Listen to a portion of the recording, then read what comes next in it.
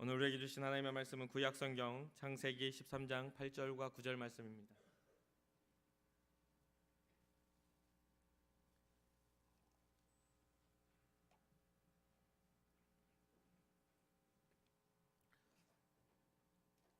구약성경 창세기 13장 8절과 9절 말씀입니다. 우리 한 목소리로 함께 읽겠습니다. 시작. 아브라함이 롯에게 이르되 우리는 한 친족이라 나나 너나 내 목자나 내 목자나 서로 다투게 하지 말자. 내 앞에 온 땅이 있지 아니하냐. 나를 떠나가라. 내가 좌하면 나는 우하고 내가 우하면 나는 좌하리라. 아멘. 우리 고백합시다. 주님, 제가 여기에 있습니다. 아멘. 옆 사람 한번 축복합시다. 주님, 제 옆 사람도 여기에 있습니다. 축복해 주세요. 아멘. 우리 공동체 고백입니다. 우리는 예수님의 사람입니다. 우리는 예수님 안에 있습니다. 우리의 삶에는 예수님의 흔적이 있습니다. 아멘. 한 주간 동안 살아오면서 여러분들 예수님의 흔적을 잘 남기셨습니까? 아니면 여러분들의 꼬장스러운 것들을 남겨놓고 한 주를 살아오셨습니까? 혹시나 우리가 가지고 있는 그런 기질과 우리가 가지고 살아가는 삶의 배경이 혹시나 불완전하다 할지라도 우리 주님의 흔적을 우리가 남길 수 있는 믿음의 성숙한 자로서의 삶을 꿈꾸는 여러분과 제가 되었으면 좋겠습니다. 지난 두 번에 걸쳐 믿음의 조상 아브라함에 대해서 계속 나누고 있습니다. 아브라함이 믿음으로 하나님을 선택하고 또 하나님이 말씀하신 약속을 따라 자신의 삶의 터전을 버리고 새롭게 하나님이 약속한 그 약속된 땅을 향해 믿음의 여정, 삶의 여정을 가게 되죠. 근데 가봤더니 하나님이 약속한 땅이라고 딱 갔는데 가나안에 들어갔더니 이미 가나안에 토착민들이 강한 그런 토착민들이 있기도 하고 또 가나안 땅에 기근이 들었어요. 가뭄이 들고 먹을 게 없어지는 상황. 유목민이었던 아브라함이 기근이 들면 가뭄이 들면 풀이 자라나지 않기 때문에 굉장히 위기가 온 거죠. 그래서 풀을 찾아서 이동을 하다 보니 점점 따뜻한 쪽으로 남쪽으로 이동을 하게 됩니다. 그러다가 어디까지 이르게 되죠?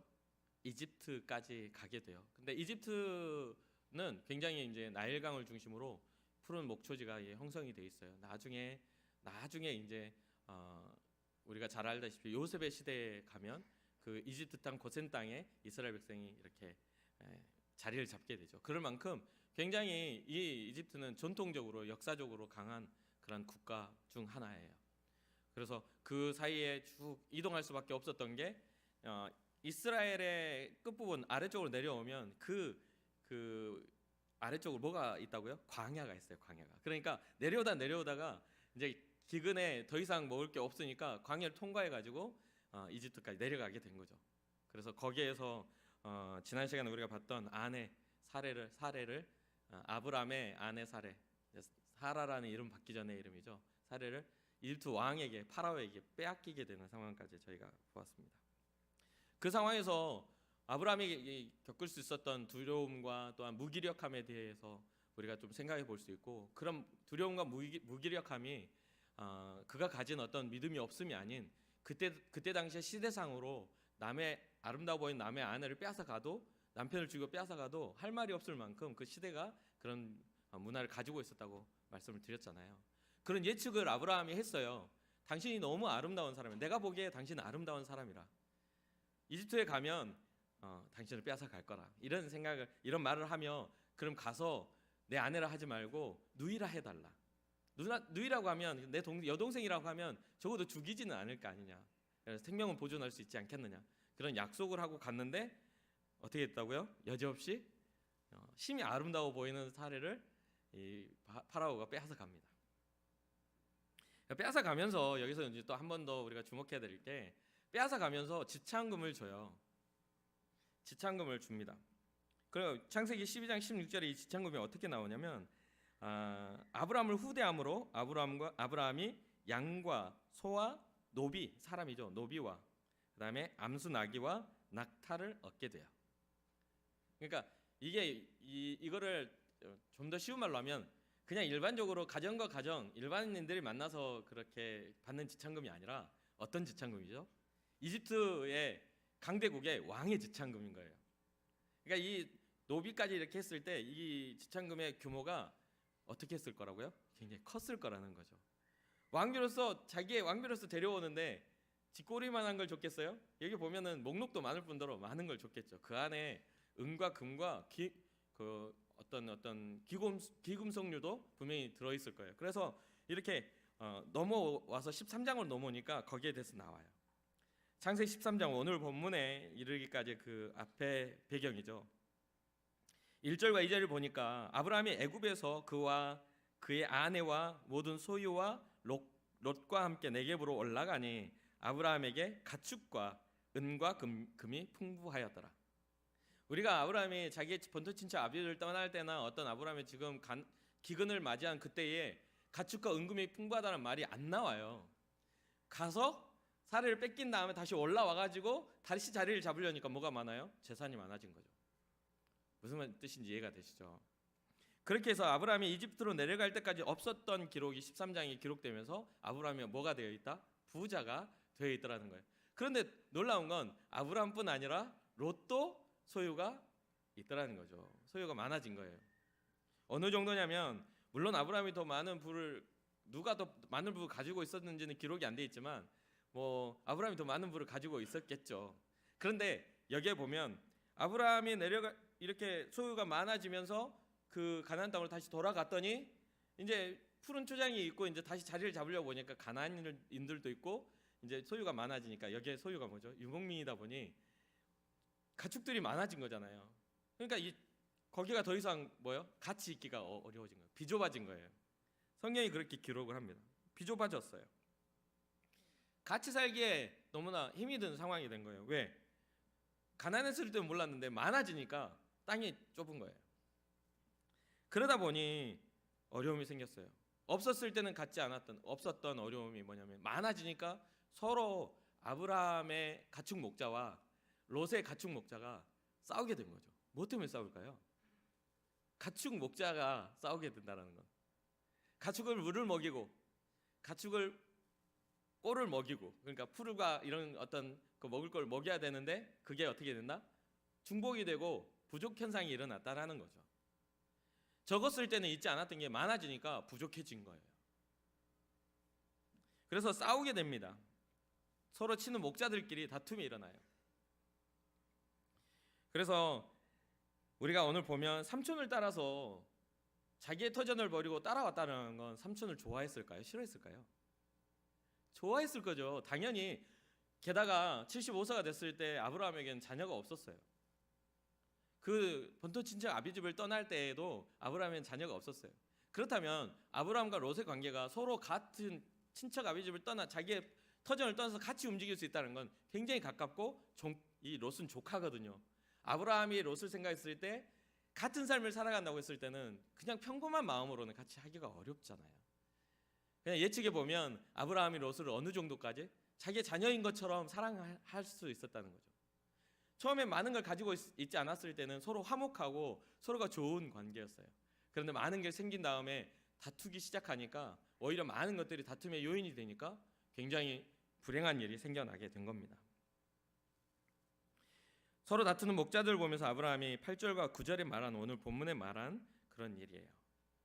어떻게 말하죠? 우리는 한 친족이 아니냐. 우리는 한 친족이 아니냐. 나와 너 그리고 내 목자와 너의 목자가 다투게 하지 말자. 그러니까 여기에서 보면 다툼이 단순히 목자들의 다툼이 아닌 게 드러나잖아요. 우리 친족인데 아브라함이 하는 말이 나와 너 그리고 내 목자와 너의 목자가 다투게 하지 말자. 그 다툼의 요인에 그냥 가축의 목자들의 다툼으로 표현되어 있긴 하지만 그 안에 있는 소유가 많아짐으로 일어난 갈등이 아브라함과 롯에게도 생겨났다는 것을 이야기하게 되는 겁니다. 부요함은 가난으로 가졌던 서로의 어떤 결속, 서로의 어떤 애틋함을 빼앗아 가버렸어요. 부요함이, 이 부자가 됨이 빼앗아 가버렸어요. 그래서 더 이상은 서로를 염려할 필요가 없어진 거예요. 오히려 그들이 서로가 가지고 있는 것을 염려해야 될 상황이 된 거죠. 내 영역을 침범하면, 내 영역을 침범해서 서로 다투게 내 걸 빼앗아 가면 어떡하지? 이런 생각이 드는 상황들이 되는 거죠. 결국 아브라함이 제시한 방법이 오늘 본문에 나오는 건 서로 떨어져서 터전을 잡자. 이제 나를 어떻게 해라? 떠나라. 이제 너도 이제 너의 삶을 살아라. 너도 이제 많은 것들을 소유하였으니 너도 터전을 잡고 살아가면 되지 않겠느냐라고 말을 하고 있는 겁니다. 우리가 모두, 여러분도 저도 알다시피 어떠한 선택을 하는 것, 그 선택을 하는 것에 있어서 어떤 선택을 딱 할 때 선점하는 효과가, 선점하는 게 참 좋죠. 먼저 선택하는 게 유리하잖아요, 그렇죠? 뭔가 식당에 가서 맛있는 음식 앞에 놓고도 먼저 젓가락질을 먼저 하는 사람이 맛있는 걸 먼저 집어먹지 않겠습니까? 그렇잖아요. 어떤 것을 선택함에 있어서 뭐 아름다운 뭐 자매가 있어요. 먼저 선점해서 사귀면은 되는 거 아니에요? 맞아요? 그렇게 먼저 용기 있는 자가 미인을 얻는다고 그렇게 하는 게 선점하는 묘미가 있잖아요. 그런데 아브라함은 자기가 먼저 선택하지 않고 롯에게 그 선택함을 줘요. 먼저 선택하라고. 그러면서 오늘 우리 본문의 가장 핵심적인 구절이죠. 네가 좌하면 내가 우하고 네가 우하면 나는 좌하리라. 네가 오른쪽으로 가면 나는 왼쪽에 남겠고 네가 왼쪽에 남으면 내가 오른쪽으로 갈게. 어떤 그것을, 이 질문에 있어서 여러분들이 딱 이 질문을 받으면 뭔가 강요처럼 느껴지나요? 빨리 선택해? 이게 아니잖아요. 그렇죠? 아브라함이 롯에게 강요를 한 게 아니라 롯에게 선택에 먼저 선택할 수 있는 기회를 준 거죠. 게다가 한쪽만 이야기하면 네가 좌하면 나는 우할게. 얘기 끝나면 너 좌해 이렇게 들릴 수도 있잖아요. 그런데 네가 좌하면 내가 우하고 또 네가 우하면 내가 좌할게. 만약에 아브라함이, 여러분 생각해 보세요. 여러분들의 삶에 적용을 해가지고 생각을 해보세요. 아브라함이 롯과의 그 다툼에서 감정이 상하고 조카 롯에게 악감정을 가지고 있다면, 정말 기분 나쁜 감정으로 가득 차 있다면 이런 선택권을 주겠습니까? 여러분 어때요? 상대방이 꼴보기 싫어 죽겠어. 그런데 딱 보기에도 좋은 땅이 딱 보이는데 네가 먼저 선택해. 그쪽으로 손이 딱 가는 순간 속에서부터 부글부글 너 그거 선택하면 죽여 이렇게 생각할 수도 있겠죠. 그런데 불구하고 아브라함은 선택을 줘요. 그리고 여기에서 우리가 생각할 건 아브라함의 마음이 얼마나 말랑말랑했던 사람인지를 깨닫게 돼요. 조카 롯을 얼마나 사랑했었는가를 또 깨닫게 돼요. 나중에 이후에도 조카 롯에게 위기가 왔을 때 아브라함이 직접 롯을 되찾으려고 전쟁을 치르는 것을 보게 되거든요. 사랑하는 청년 여러분, 여러분의 삶에 있어서 여러분들 가족과 여러분들이 사랑하는 사람들에게 혹시 이런 말랑말랑함을 가지고 있습니까? 그 사람이 나를 섭섭하게 한 것 때문에 응어리진 마음과 미워하는 마음으로 여러분 혹시 아직까지도 용서하지 못하는 마음이 혹시 있지는 않습니까? 그렇다면 이 아브라함의 믿음의 사람 아브라함, 그리고 이 사람으로서 보여지는 인간 아브라함, 그러니까 인간성 좋은 아브라함을 한번 우리가 본받았으면 좋겠다는 생각을 해요. 다툼이 일어나고 당장에 어떤 갈라져야 할 상황, 이게 극단적이죠. 갈라져야 될 상황이면 이제 얼굴 보지 말자. 넌 네 갈 길 가고 난 내 갈 길 가면 되지. 이렇게 막 극단적으로 치달을 수 있는 상황이지만 아브라함은 그렇게 하지 않고 네가 좌하면 나는 우하고 네가 우하면 내가 좌할게 라고 하고 먼저 그 상대를 존중하는 걸 마음이 있다라는 것. 아브라함의 조카 롯이 그 아브라함의 선대하는 마음을 통해 눈을 들어 보죠. 오늘 13장에 보면 눈을 들어 봐요. 왼쪽을 보고 또 오른쪽을 봐요. 사방을 둘러봐요. 그리고 좋은 땅을 바라보죠. 근데 이 지리적으로 보면 아브라함이 지금 그 자리 잡고 있는 베델과 아이 사이의 그 네게브 지역과 지금 이 소돔과 고모라가 있었다라고 추정되어지는 이 사해 바다 바로 아랫부분에 있는 그 부분의 이 차이가 우리가 보기에는 이렇게 정확하게 동쪽이 되지 않아요. 이렇게 밑으로 내려 남쪽이 되는 거죠. 그래서 거기에서 선택할 수 있는, 롯이 선택할 수 있는 그곳이 땅덩어리 점 찍고 여기서 우리가 눈에 보이는 만큼만 선택하는 게 아니라 그들의 문화가 닿는, 우리의 인식과 생각이 닿는 지역을 다 알고 있는 상황에서 어느 곳이 좋으냐라고 지금 말하고 있는 거예요. 단지 딱 봤을 때 오른쪽을 보면 소돔과 고모라만 선택할 수 있는 선택지가 거기만 있는 게 아니라는 거죠. 무슨 말인지 알겠죠? 그런데 보니까 그 중에 소돔과 고모라가 가장 화려한 부분이 보여진 겁니다. 그 지역에 대한 소식을 이들은 알고 있었다는 거예요. 거기가 푸른 초장이고 살기가 좋고 화려한 곳임을 알고 있었어요. 그렇기 때문에 어디라고 말하지 않고 네가 저하면 나는 우하고 네가 우하면 나는 저한다라는 장소의 개념이 아닌 방향의 개념을 아브라함은 이야기하고 있는 거예요. 방향의 개념을. 우리는요, 어떠한 것을 소원하고 꿈꿀 때 뭔가를 집어넣고 그것을 소원해요. 여기가 아니면 안 된다는 생각을 갖게 돼요. 그렇죠?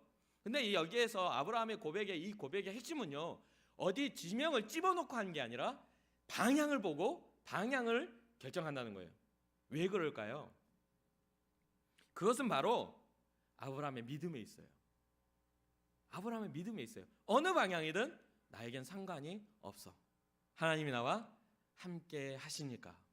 이런 믿음이 있었기 때문에 네가 좌하면 난 우하고 네가 우하면 난 좌할게.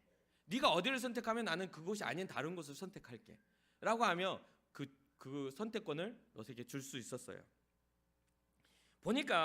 여기에 보니까 롯이 딱 바라보죠. 그 소돔과 고모라 지역을 바라보면서 어떤 생각을 하냐면, 롯이 눈을 들어 요단 지역을 바라본즉 소알까지 온 땅이 물이 넉넉했다. 여호와께서 소돔과 고모라를 멸하시기 전이었으므로 여호와의 동산 같고, 여호와의 동산이 어디죠? 에덴이죠. 여호와의 동산 같고 또 뭐가 나와요? 애굽 땅과 이집트 땅과 같았다. 이집트 땅과 같았다. 그러니까 뭐냐면 어떻게 이렇게 비교할 수가 있죠? 롯이 이집트 문화를 경험했다라는 것을 간접적으로 표현한 거예요. 이집트까지 내려갔다가 이집트의 화려함과 이집트의 발전된 문명을 롯이 보고 왔어요. 그러니까 가나안 땅에 와서 보니까 그런 문명이 발달돼 있지 않아. 양치고 있어. 가나안인들이 있어도 이집트의 그 강대국의 어떤 그런 문화를 형성하고 있지 않아. 눈에 차지 않는 거죠. 이미 어떻게 됐죠? 눈이 높아졌죠. 경험되어진 게 높아진 거예요. 그러니까 롯이 봤을 때, 지금 쭉 둘러봤을 때 그 자기의 눈높이에 맞는 지역을 발견한 걸 보니 어디가 보였다? 소돔과 고모라가 보인 겁니다. 여기 우리는 굉장히 중요한 여기서 교훈을 얻을 수가 있는 게, 여러분 세상에 나가서 여러분들이 세상의 문화를 경험하죠. 세상의 화려함을 경험하죠. 세상이 가지고 있는 그런 어떤 물질적 또한 쾌락적 또한 여러분들의 삶에 유익을 줄 만한 것들을 많이 여러분들이 알고 있잖아요. 그렇기 때문에 세상 속에 살아가며 여러분들이 소원하는 것들도 그런 것들을 추구합니다. 그런데 교회에 오면 그런 것들은 무의미하다고 가르쳐요. 그러니까 이해가 잘 안 되죠. 무의미하다고 가르치고 하나님의 뜻, 하나님의 나라를 구하라고 그러니까 보이지 않는 나라, 하나님의 나라를 가려고 하니, 하나님의 나라를 추구하려고 하니 뭔가 내 걸 다 버려야 될 것 같은 그런 생각이 든단 말이에요. 근데 우리가 여기서 깨달아 알 수 있는 건, 하나님의 나라를 향해 추구하는 삶을 하나님이 기뻐하시는 하나님의 이끄심을 살아가는 아브라함에게 모든 걸 버리라고 하셨나요? 아니에요. 가지고 있는 소유들을 다 가지고 이동해서 상관이 없는 거예요. 무엇을 위해 살아가냐? 하나님의 명령하신 바대로 너의 삶을 살아라라는 것을 보여주고 있는 거예요. 나중에 아브라함이 175세가 되어 주님 앞에 부름을 받아 가요. 그러면 주님의 주님의 부르심을 받아서 몇 년 동안 생활을 한 거죠?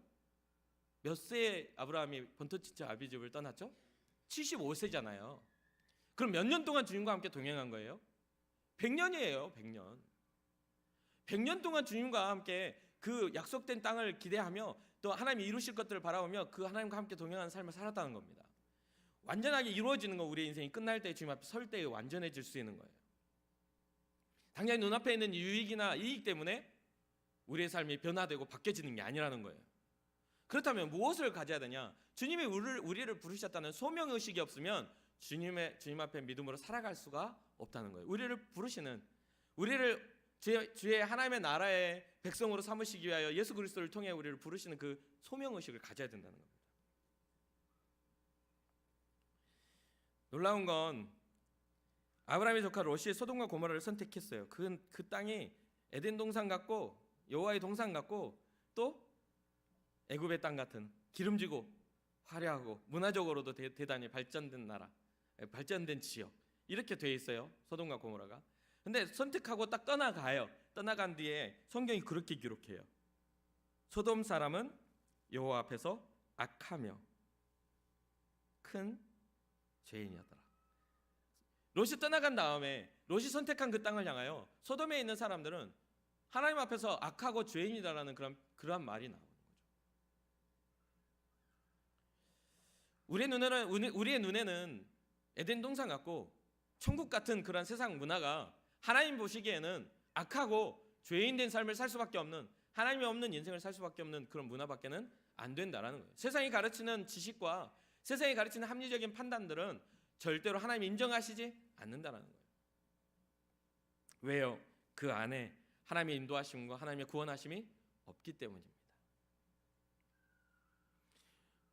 그런 판단을 할 수밖에 없는 이유가 무엇이었을까요? 화려한 것을 바라보고 그 눈높이를 높여서 자기가 정말 살기 좋은 땅을 바라볼 수밖에 없었던 이유는 롯은요 하나님께 묻질 않아요.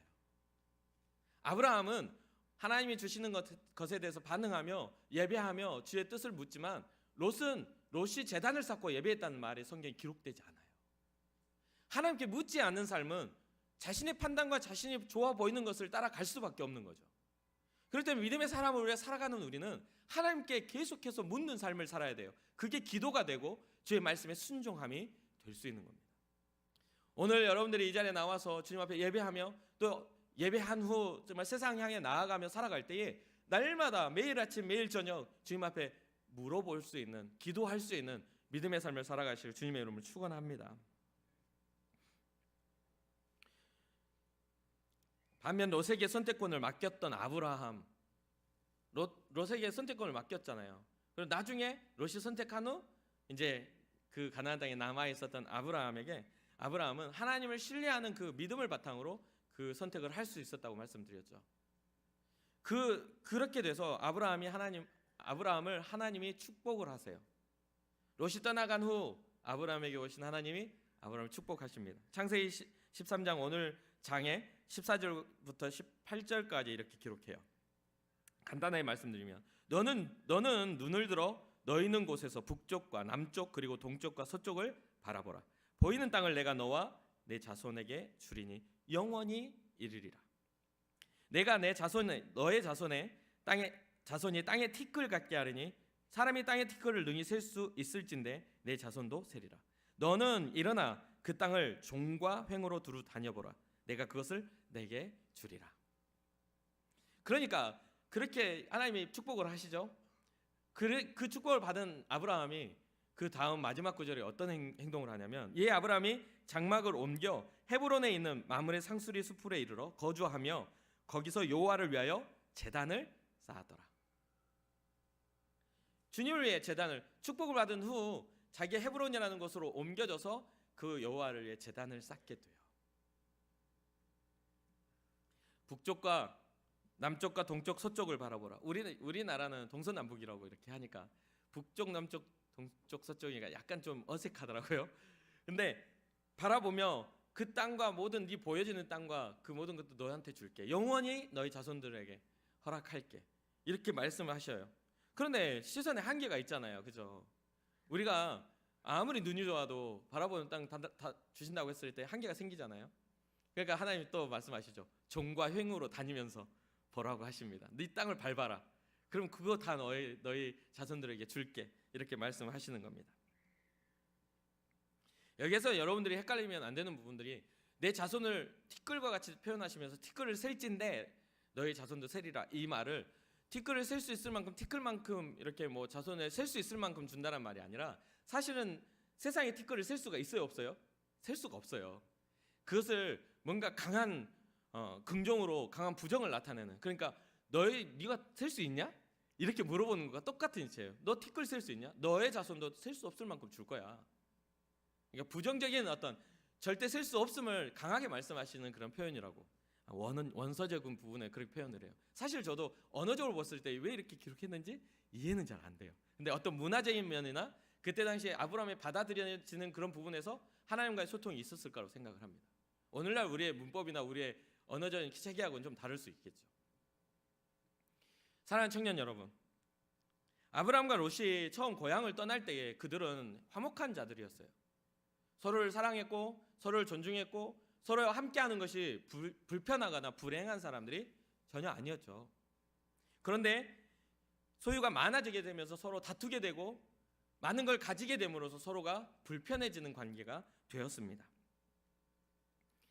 자기네들의 소유의 자기의 어떤 종들까지도, 목자들, 자기의 어떤 노비들까지도 서로 싸우게 되는 일들, 결국 그 모든 것들보다 더 불행한 건 다툼이 일어나는 상황들이 더 불행해진 거죠.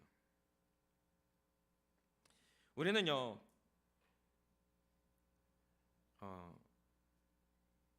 매일의 삶에 있어서 우리는 소망하고 복을 추구하는 그런 상황에서 우리는 복 받으라고 그러면 여러분들 딱 떠오르는 게 뭐죠?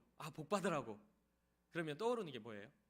뭔가 물질의 복이 제일 먼저 떠오르고, 건강의 복이나 아니면 어떤, 여러분들 지금 너 복 받아라, 2019년 복 많이 받아라고 그러면 여러분 뭔가 잘 되는 거, 직장도 잘 되고 내가 하고 있는 사업이나 이런 것들이 막 풍성하게 되는 것들을 이야기할 수 있죠. 그렇죠? 안 그런가요? 그래요. 그런데 성경이 말하는 복은 그런 복이 아니라는 것을 우리가 잊지 말아야 돼요. 하나님이 주시는 복은요, 우리를 구원하시는 복이에요. 한계 있고 육신으로 살아가며 망할 수밖에 없는, 죽을 수밖에 없는 우리의 생명이 주님의 영원한 나라를 회복하고 하나님의 나라의 백성으로 하나님의 나라에 입성할 수 있는 그런 믿음의 사람들로 살아가는 것을 성경은 복이라고 이야기해요. 예수님께서 이 땅에 오셔서 십자가를 지신 이유도 우리를 영원히 살리시기 위하여 십자가를 지셨음을 잊지 마시길 바랍니다. 우리를 보호하시는 은혜, 더불어 오는 그러한 것들이 축복이 될 수는 있겠죠. 아브라함이 위기 가운데 사례를 빼앗긴 후에 거부가 돼서 돌아오는 상황이 복일 수는 있어요. 그걸 복이라고 말은 해요. 그런데 그 이후에 그에게 불행이 닥쳤다는 것도 잊지 말아야 돼요. 소유가 많아짐으로 인해 사랑했던 자와 멀어질 수밖에 없었던 것도 잊지 말아야 돼요. 사랑했던 롯을 잃어버리는 상황들이 됐던 거 잊지 말아야 돼요.